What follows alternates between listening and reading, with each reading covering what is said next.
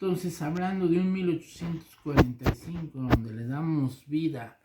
de alguna manera a nuestra profesión y va cambiando inclusive su esencia misma, pues digamos que la ESCA es la formadora de todos los profesionistas de las diferentes universidades, llámese UNAM, etc. Sin embargo, pues el gran éxito, digamos, la evolución jurídica, normativa que institucionó y la autonomía de la UNAM ayudó a reforzar que esta profesión se fuera reconocida como tal en la Dirección General de Profesiones.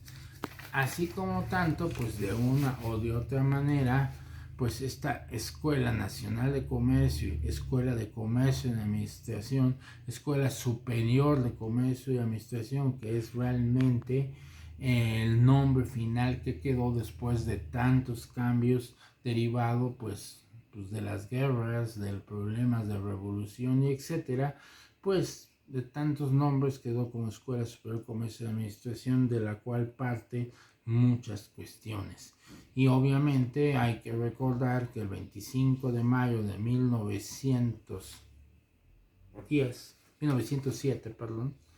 pues es cuando se obtiene el título de contador de comercio Fernando Díaz Barroso con la tesis Banco Hipotecario. De ahí que el próximo 25 de mayo estemos celebrando el Día del Contador Público, derivado del reconocimiento de que Fernando Díaz Barroso obtuvo su título de contador de comercio con la tesis Banco Hipotecario. No quiero dejar pasar que a nivel internacional este pasado 17 de mayo fue celebrado el Contador de las Américas, o sea, el contador público, como el Día del Contador del continente americano, podríamos decir de esa manera, y en el cual pues también tuvimos, y entre muchos países también lo adoptan como el Día del Contador, como es Costa Rica, que el 27 de mayo es el Día del Contador Público. A raíz de ello, pues finalmente Fernando Díaz Barroso instituye en 1908 el despacho de contadores Fernando Díaz y Emilio Bello, ambos socios como construyen un despacho, y de ahí bueno se derivan Roberto Casasaliste, Tomás Bichel, Rafael Mancera, y bueno, en 1907 la Asociación de Contadores Públicos Titulados, antecedente del Instituto Mexicano, no quiere decir que se fuera su nombre, es un antecedente. Y bueno, pues son los antecedentes. No dejo por eso recordar también que en la Real Hacienda Castellana, en la época colonial, pues también inicia todo un mundo de organización. Pero bueno, es hablar también desde 1531, cuando se expide la ordenanza que se denomina instrucción que ha de hacerse los oficiales de la Nueva España, en donde se dice toda recaudación deberá depositarse en un arca. Entonces fíjense el antecedente aquí en México, que estamos hablando a 1531, donde había un arca con 3 cerrojos, o sea, con 3 candaditos ahí entre sí, y las llaves estaban en posesión de tesorero, el contador y el factor. O sea, había un personaje que se llamaba el factor. Los ingresos y egresos se registraban en el libro común que cada uno de ellos llevaba. O sea, había que tener que conciliar la información de cada uno de ellos. En 1605 se crea el Tribunal de Contadores, y era en el que se revisaban las cuentas de los tesoreros, contadores y factores. Entonces ya veníamos en esos tiempos generando información, estructura, en la cual la relevancia y la importancia del contador y del auditor pues ya se veía reflejado. Entonces, quiere decir, no me remonto a la prehistoria ni a los inicios de la historia, me remonto a esa época en que recibimos la invasión española, en la cual pues se van instituyendo en México, en réplica de la estructura de España, pues algunos puntos. Pero vamos, no es hablar de invasión de España o Inglaterra, sino ver que desde aquel entonces el término contador, el término auditor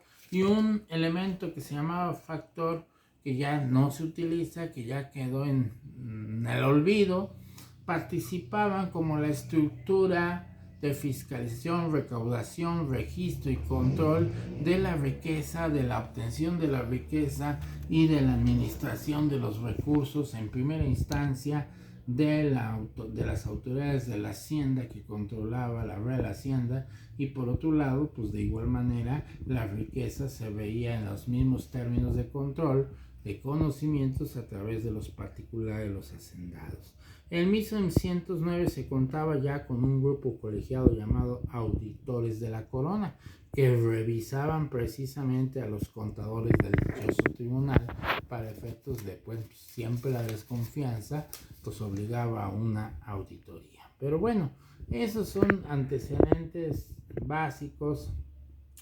pero bueno, pues vamos generando y evolucionando y llegamos en un momento dado en que pues la estructura de nuestra profesión pues va enfocada ya cada vez en las situaciones actuales que se van generando. No dejo por eso mencionar que en el área impositiva pues es donde más se ha reflejado la necesidad de que nuestra bella profesión vaya adecuando a las necesidades de las disposiciones fiscales.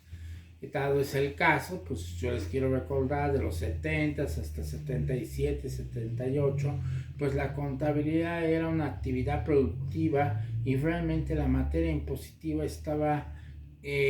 sancionada o calificada o era de alguna manera relevante para ciertos sectores. La mayoría de los tipos de contribuyentes hasta antes de 78 estaban en una serie de bases especiales de tributación. Eso me hace comentarles a ustedes que esa erradicación en la reforma del 78 para aparecer 79 pues fueron unos cambios muy relevantes porque se destrozan muchas bases especiales de tributación e inicia lo que yo digo, la complejidad fiscal a la par de la contable y buscar a partir de ese momento una hegemonía en la cual por simple conveniencia de simetría la contabilidad y el área fiscal se empiezan a vincular y por tal motivo la participación jurídica en materia tributaria pues empieza a tener un realce muy especial. No por eso la contabilidad se queda atrás. En ese 78 pues surgen bases nuevas, se acaba el impuesto de en cascada, que era el impuesto sobre ingresos mercantiles, que era un impuesto local, que era un impuesto grabado a las ventas, para traer de otros países a implantar ciertas contribuciones y viene el IVA, pero un IVA que venía bajo unas contexto de reglas y procedimientos tan raros que en ese momento se nos dificultaba. Estaba hablando de